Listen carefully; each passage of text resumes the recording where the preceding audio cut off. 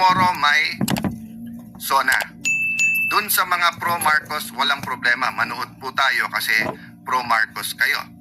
Dun sa anti-Marcos, manood pa rin po tayo. Bakit? Kasi siya po ang ating Pangulo. Isa lang ating Pangulo.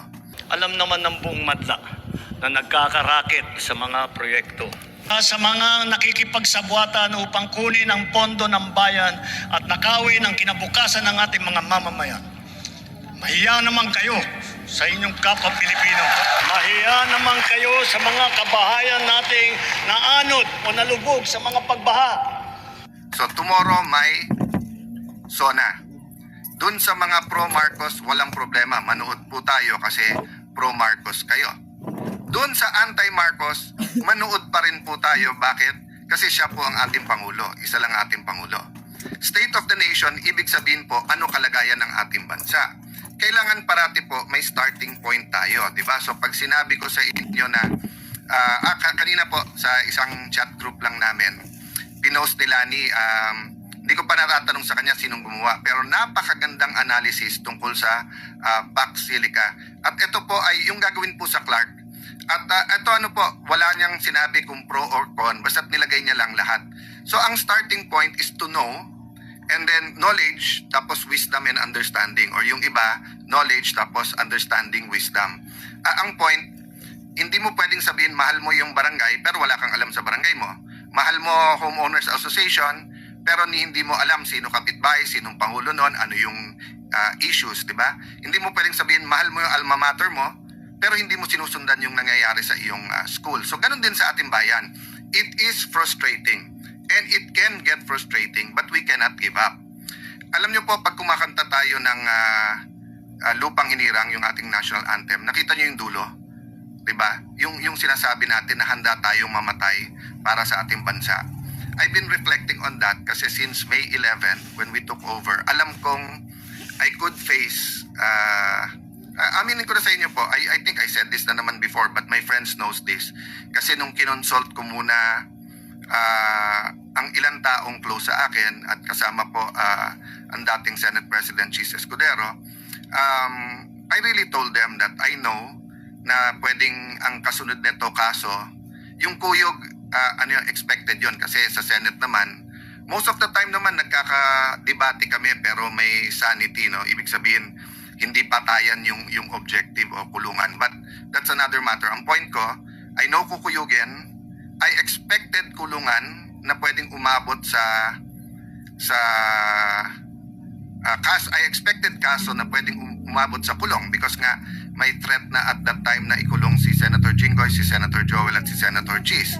So sino naman kami ni Senator Marcoleta na para hindi isunod? Diba? May kaso na rin against the Villars and then because napaka-idealistic at napaka-articulate ng anak ni Senator Loren Legarda, si Leandro. So I knew there are threats against everyone.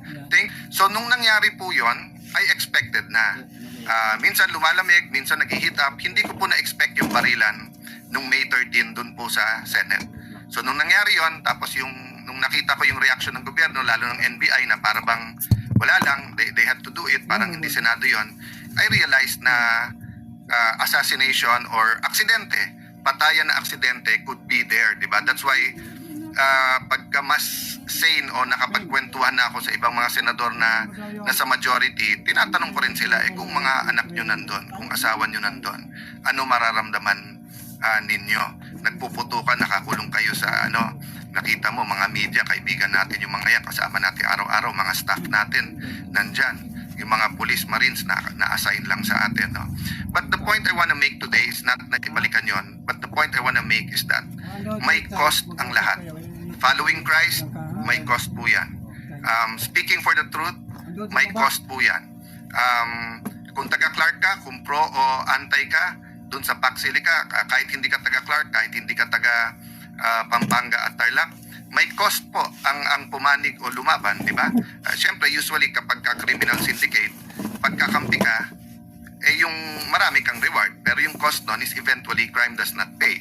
Ang problema, pag sa start, ikaw ang lumalaban, usually binabalik sa iyo yung investigasyon or inuusig ka rin because ayaw din nilang mabuko, no? I'm talking in general, wala akong tinutukoy na eksakto. We have to look at the general theory so that we can see how it's applied to our country. What's my point? May cost po. So, yung kasuhan ka, yung imbestigahan ka, yung unahin ka, yung wala ka sa radar, biglang ikaw na sa gitna, kasama sa cost yun. So, wag po nating kakantahin ang ating pambansang awitin o ang lupang hinirang at sabihin ng ang mamatay ng dahil sa iyo kung hindi tayo willing na magsakripisyo. But actually, ang hinihingi naman ng ating bansa, extreme na yun yung mamatay na dahil sa iyo because that is in extreme situations. For example, ang ating Coast Guard at military, ang ating mga police, they live that daily, yung mamatay ng dahil sa iyo. But for ordinary citizens, yung sumunod lang tayo sa batas, 'di ba? Yung price we pay if we criticize, 'di ba? So babalik lang po ako dun sa SONA tomorrow. Turn naman po ng opposition mag-contra SONA sa Tuesday. So after the SONA tomorrow, send comments. I'll try to have a short vlog para kung anong gusto nyo isama sa kontra SONA. But give me your honest assessment. Don't look at the messenger, look at the message. So don't look at President, if we look at President Marcos, yung mga pro, yung mga Marcos na rin or Marcos pa rin, magiging positive. Yung mga ayaw sa kanya, negative. Let's look at his message tomorrow.